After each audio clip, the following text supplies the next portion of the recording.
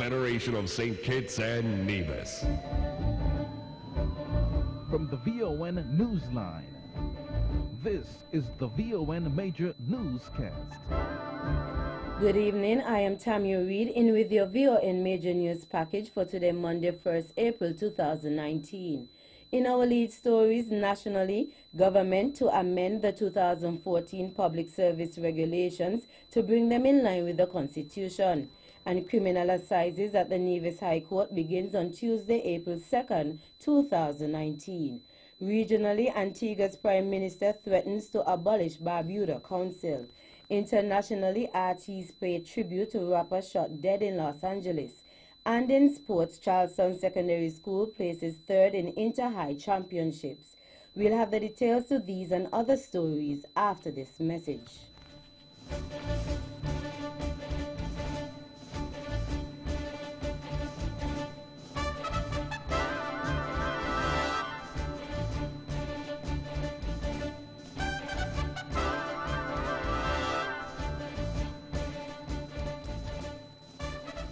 Another look. Different from how you've seen it before. Another look. Takes an in-depth look into business, politics, science, technology, religion, and more. Another look. Featuring documentaries from the BBC, regional features, and local ones too. Another look. Every Monday at 3 p.m. on the Eastern Caribbean's powerhouse, VON.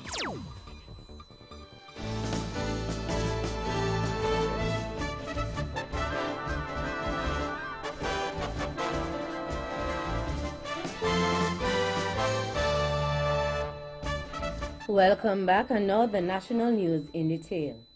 Attorney General Honorable Vincent Byron Jr. is expected to recommend an amendment to the 2014 Public Service Regulations made under the 2011 Public Service Act to bring them in line with the Constitution.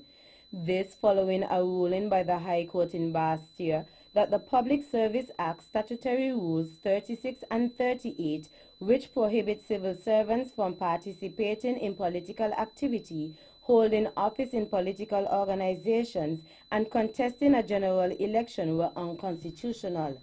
A senior customs officer, Leon Nathan Nelson, was suspended from his job in October 2018 on the grounds of participating in party politics and having introduced himself as a candidate to residence in his constituency. Mr. Nathan Nelson has been named as the Labour Party's candidate for Constituency 7 to face the incumbent Prime Minister Dr. Timothy Harris. Nathan Nelson then filed a constitutional motion in which he sought a declaration that the Public Service Act Statutory Rules 36 and 38, which prohibit civil servants from participating in political activity, holding office in a political organization, and contesting a general election, were unconstitutional. According to a post-cabinet briefing dated March 25, 2019, the ruling exposed the deficiencies within the regulations, and because the rule of law is respected by the government, Cabinet agreed to have the realignment done at the earliest possible opportunity. 9 cases are scheduled to be heard when the criminal assizes at the High Court of Justice Nevis Circuit begin on Tuesday, 2nd April 2019. The matters to be heard are the case of Reese Walters, who is charged for murder, and Lovington Forbes, also charged for murder. Roosevelt Brown, charged for the offense of rape. Lawton Forbes, charged for attempted murder, wounding with intent, and possession of firearm and possession of ammunition. Jared Griffin, charged for the offense of unlawful wounding. Shaquille Campbell for the offense of possession of ammunition. Luston Allen Nisbet, charged for the offense of possession of firearm. Sherman Sinclair, charged for the offense of unlawful and malicious setting of fire. And Kimo Sancho, charged for the offense of wounding with intent and unlawful wounding. The assizes will be presided over by Justice Ermin Moise. St. Kitts and Nevis has once again been ranked as having one of the best passports among Caribbean jurisdictions that offer citizenship by investment CBI programs. That's according to the 2019 Henley and Partners Passport Index, which saw St. Kitts and Nevis ranked 27th globally and 3rd overall in the entire Caribbean. St. Kitts and Nevis, which offers visa-free or visa-on-arrival access to 151 destinations, trails only Barbados 24 and the Bahamas 26 in the Caribbean region. The Federation is also known for its effort in establishing wide diplomatic relations. Moreover, St. Kitts and Nevis is known for offering the platinum standard of all citizenship by investment programs in the investor immigration industry. The Henley Passport Index is based on exclusive data from the International Air Transport Association IATA and has recently been upgraded through extensive research to include 8 new travel destinations. In police news, a man from the Bastia area has been charged by the police for the sexual assault of a female teenager. He was charged on Friday, March 29th. The incident took place sometime after 8 p.m. on Saturday, March 23rd. Since the incident, preliminary reports have indicated that the assailant was following the young lady, forced her to a vacant lot of land, and assaulted her there. The VON Newsline has since contacted the police for further comment, to which none was given. Investigations into the matter are still ongoing. In more national news, I have been reliably informed that this morning on the airwaves of One Radio, Badman Polo would have released his calypso song and his soca song that would qualify him for a cash reward of $500 should he meet the other requirements, which would include that the song would have to be submitted to the Culturama Secretariat in MP3 format or on CD within 48 hours of that release. That is Chair of the Culturama Secretariat, Mr. Antonio Abernathy Liburd. Mr. Liburd's comment came following the release of 2 songs, namely Cheaters and Donkeys Bray and Taxpayers Pay by Junior Badman Polo Newton on Von Radio today, Monday, 1st April 2019.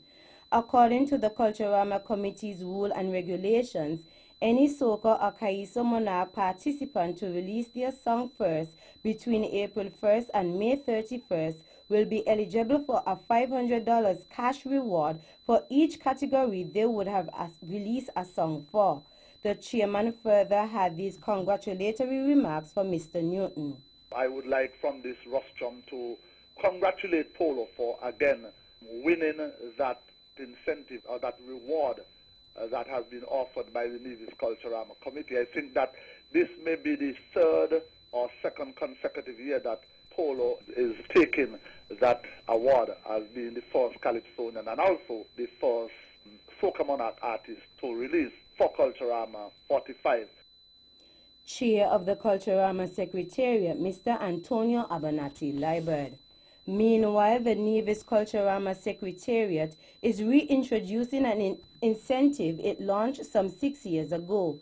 In 2013, the Secretariat launched an initiative where an incentive of $500 was given to Kaisonians who released 1 Kaiso song between April 1st and May 31st, and is to help defray costs associated with the production of the song.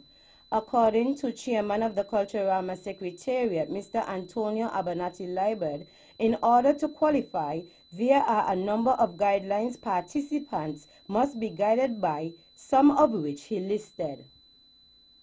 The Calypsonian would have to be a registered Calypsonian, and that Calypsonian would have to register before or by May 31st. The song must also be released on a national radio station, and there are some other requirements where, like, the Calypsonians would have to present the music scores for that particular song so that by the time the band is ready to rehearse, the music scores would be available for rehearsals. It would not make any sense for us to give that incentive, and by the time we are ready for rehearsals, the person winning that award does not have his or her musical scores. Mr. Antonio Liburd. For further information, individuals can visit the Secretariat website, Facebook page or their office located at the Cotton Ginnery Mall.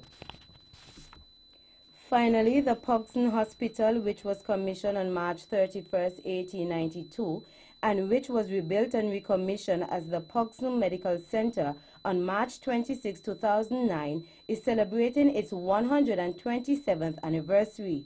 The Pogson Medical Center marked its 10th anniversary on March 26, 2019. To commemorate this significant milestone, the staff of the Pogson Medical Center has organized a number of activities which kicked off with a church service on March 31st at the Emmanuel Methodist Church, Crab Hill and Sandy Point. Some of the activities include a health fair, which will consist of blood pressure and diabetes check, body mass index and dental screening, and asthma education, and a luncheon and awards for retired and present staff. The establishment of the Pogson Hospital was provided for in the last will and testament of former Berks Estate owner Mr. Edward Pogson. His wish was that the facility be used for emergency care, especially for maternity cases about workers in the sugar industry. He wanted to end the practice of female worker from the sugar industry giving birth in the cane fields, a common practice then. The Pogson Hospital is situated on the right of the medical center and to this day has a labor and delivery suite as per the original intent of the donor, Mr. Edward Pogson. That's the national news segment. You can visit our website at www.vonradio.com or check us out on Facebook at Von Radio and our Von Radio YouTube channel for these and other stories. News from across the region is next.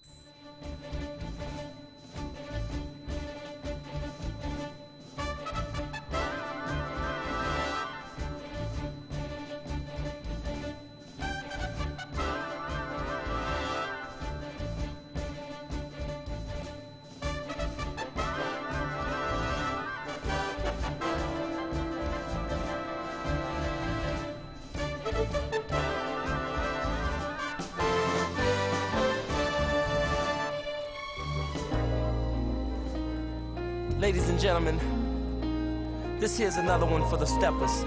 Swipe to win big in 2019.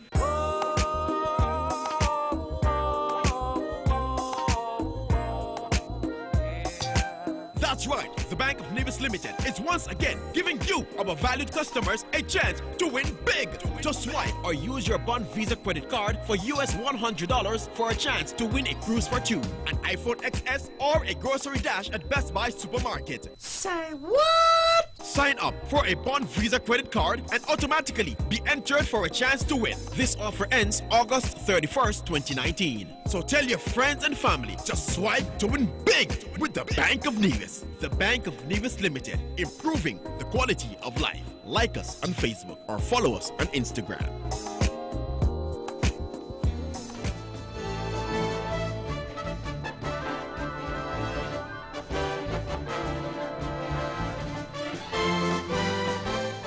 Welcome back, and now the regional news in detail. Out of Antigua and Barbuda, Prime Minister Gaston Brown has issued yet another threat to the Barbuda People's Movement, BPM, regarding how the Sister Isles affairs are managed through the Barbuda Council. He has threatened to abolish or dismantle the council if members of the BPM-led body try to and frustrate the government's progress. The BPM now has control of the council of 9 elected members and 2 non-elected members following an election which was held on March 27th.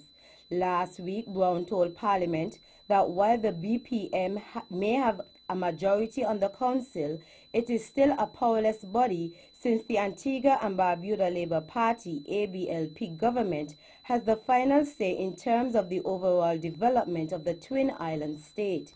He also took a swipe at the Member of Parliament for Barbuda, Trevor Walker, by telling him directly that he would retire him in the public's interest. He said if another government was in power at the time when Hurricane Irma destroyed the island, it would have faced the same anger from the Barbudans. In Guyana, the Ministry of Public Health, MOPH, said 7 Chinese nationals who are suffering from a respiratory ailment were due to be transferred to a regional hospital where they will be quarantined. Public Health Minister Valda Lawrence was quoted Sunday by government's Department of Public Information as saying the patients were to be transferred to the West Demerara Regional Hospital in Essequibo Islands, West Demerara, where they would be isolated. She made it clear that swine flu was not the cause of death of a Chinese national working at a manganese mining site in Barima Weni, Region 1.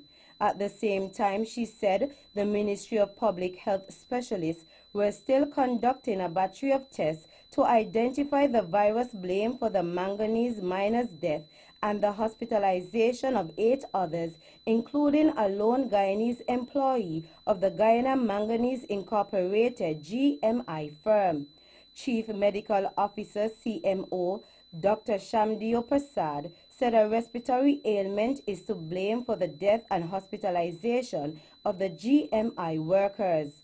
The worker was ailing for days before seeking medical attention at the Matthews Ridge Hospital last Thursday. He died on Saturday, and his body is to be airlifted to the capital, Georgetown, on Sunday.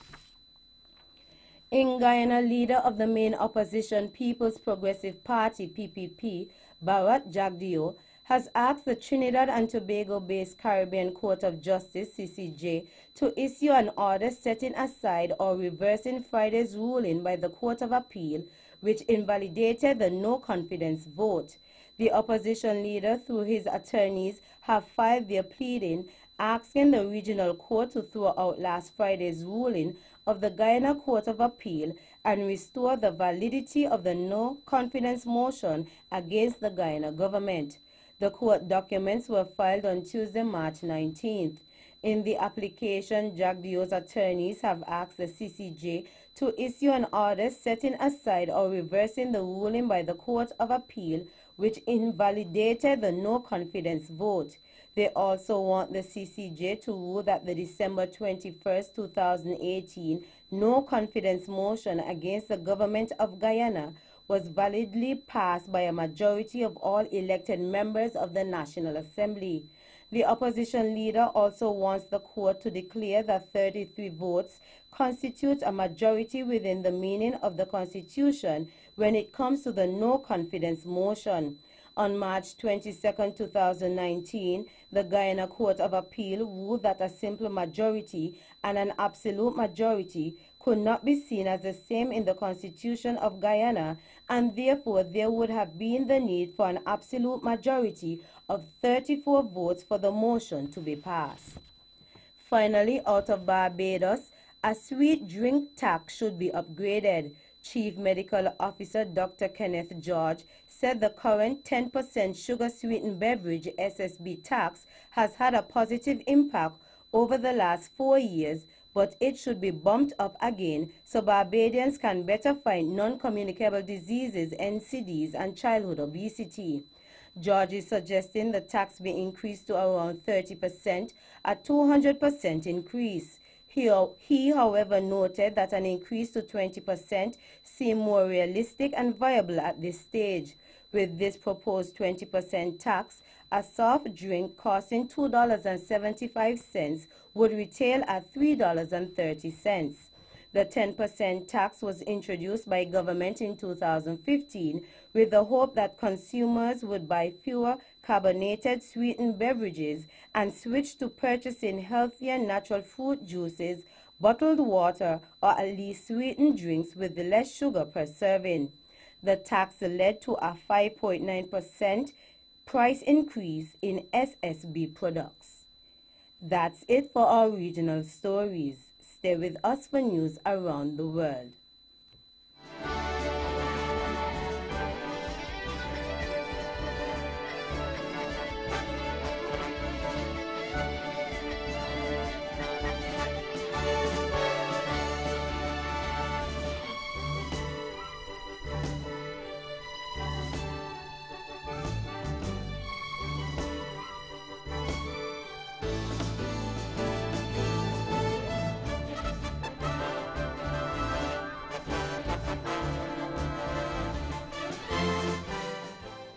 Welcome back, and now the international news in detail. Artists including Drake, Rihanna, and J. Cole have paid tribute to Los Angeles rapper Nipsey Hussle, who has been shot dead in Los Angeles. The 33-year-old was gunned down outside his clothing shop. Drake described him as a man of respect and a don, while Rihanna wrote on Twitter, "This doesn't make any sense. My spirit is shaken by this." 2 other people were wounded in the shooting outside Marathon Clothing in the south of Los Angeles. Lieutenant Chris Ramirez of the Los Angeles Police Department told media at the scene of the shooting that they were looking for a black male suspect.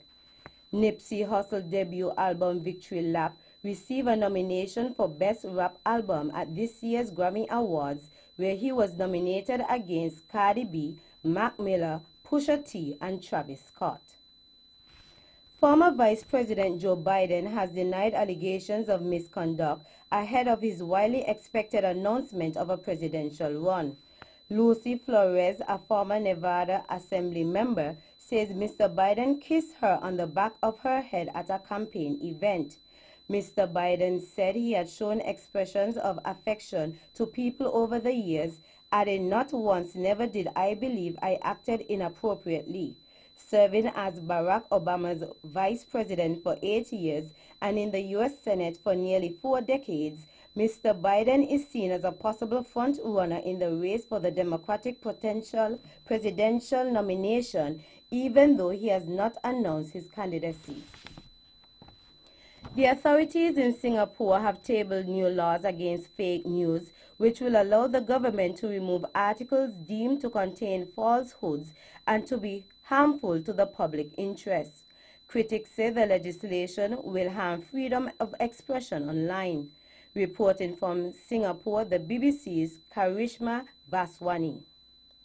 Singapore says this anti-fake news bill is intended to protect citizens from online falsehoods created by what it says are malicious actors. According to the government, the bill targets only falsehoods and not opinions, and says that netizens are still free to debate online as long as these opinions are not factually incorrect. Rights groups have expressed concerns in the past about how Singapore uses the law to stifle freedom of speech. There are worries that this new law would give the government even more control over online debate. Finally, members of Parliament in the United Kingdom will make another attempt to find a Brexit deal they can agree on after the Prime Minister's withdrawn plan was rejected for a 3rd time. There are still profound divisions. No alternative to her plan won a majority last week, with staying in a customs union the closest to success. Labour Shadow's Foreign Secretary Emily Thornberry lamented the divisions caused by Brexit. I think that mine is a great country, and it has had a good reputation for being a country that understands the world, that is thoughtful and considerate and well-informed and calm. The way in which Brexit has proceeded has really undermined our reputation, and I think it's shameful. And that brings us to the end of our news segments. The latest in sports is next.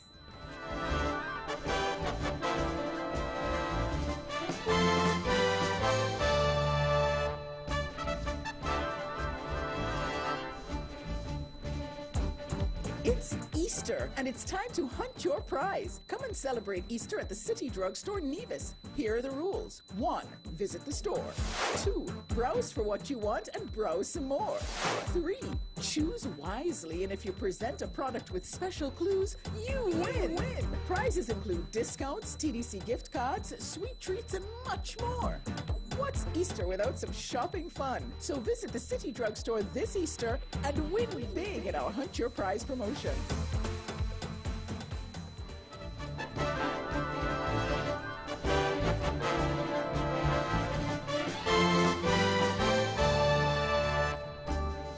Welcome back, another sports in detail. In athletics, the TDC Inter-School Championships held at the Kim Collins Athletic Stadium in St. Kitts concluded on Sunday, March 31st after 3 days of events. The athletes competed in a variety of races such as 100 meters, 200 meters, 400 meters, and relays, as well as field events such as shot put, long jump, javelin throw, and others. The final scores were Charles E. Mills Secondary securing a total of 79 points, including 39 goals. Bastia High School with a total of 63 points, including 24 gold, and Charleston Secondary School 52 points, including 21 gold medals. In cricket, out of Guyana, PowerGen consolidated top spot at the end of round 4 of the Trinidad and Tobago Cricket Board National League Day 2 competition yesterday, with ex-national spinner Kavish Kata Singh routing El Socorro Youth Empowerment EYM with an 11-wicket haul at the El Socorro Recreational Ground. The South Base outfitted strengthened its position atop the A-team table with 84 points and asserted its dominance by crushing EYM by an innings and 1 run. EYM batted first and was skittled out for 156, with Kata Singh nabbing 4 for 49. Guyanese pacer Ransford Beaton claimed 3 for 36, with Kian Isaac 38 and Nicholas Arthur 30 providing resistance. In response, PowerGen smashed 303 all out thanks to Cephas Cooper 60, 7 Katwaru 58 and Jeron Maniram 54. Lendy Nelson scalped 3 for 56, while Brian Boudram chipped in with 3 for 85. Lionel Messi continued his remarkable run of form with a second-half double as Barcelona continued their march towards the La Liga title on Saturday with a 2-0 win over Espanyol. The visitors gave their city rivals a tough game at the Nou Camp, but Messi's chip free kick with 19 minutes to play and a late second sent the reigning champions 13 points clear at the top ahead of second place Atletico Madrid's game at Alaves later on Saturday. Messi has now netted 8 times in his last 4 games for Barca and leads the way in the La Liga scoring charts with 31 goals, 13 ahead of teammate Luis Suarez. Finally, Karl Anthony Towns drained a free throw with 0.5 of a second remaining to seal a 131-130 overtime victory over Golden State on Friday that left the defending NBA champion Warriors fuming over the officiating and their own miscues. Towns went to the line after Warriors star Kevin Durant was whistled for a 5th foul on an inbounds play. Durant was called for holding Towns near the basket, even though the pass appeared out of reach by both players. Towns made the first of 2 free throws and missed the second as time expired. The defeat left the Warriors neck and neck atop of the Western Conference with the Denver Nuggets, who beat the Oklahoma City Thunder 115-105 to improve to 51-24. That's it for the sports segment. The general weather forecast is next.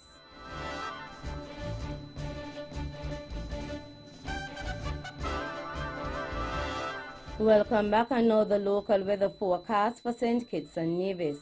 A dry and stable air mass will continue to sit across the area and restrict shower activity around and over the islands during the next 24 hours. Weather tonight, mostly fair and cool conditions. Weather tomorrow, partly sunny skies in general, with only a 10% or slight chance of an early morning shower. Winds 8 to 16 knots with lighter spells overnight. Seas 1.2 to 1.5 meters or 4 to 5 feet. And sunrise tomorrow is at 6:06 a.m. And that's how we wrap up the major news package for today, Monday, 1st April 2019. Before we go, let's take a look at the headlines once again. Nationally, government to amend the 2014 Public Service Regulations to bring them in line with the Constitution. And criminal assizes at the Nevis High Court begins on Tuesday, April 2nd, 2019. Regionally, Antigua's Prime Minister threatens to abolish Barbuda Council. Internationally, artists pay tribute to rapper shot dead in Los Angeles. And in sports, Charlestown Secondary School places third in Inter-High Championships. On behalf of the rest of the news team, I am Tammy Reed, wishing you a pleasant evening.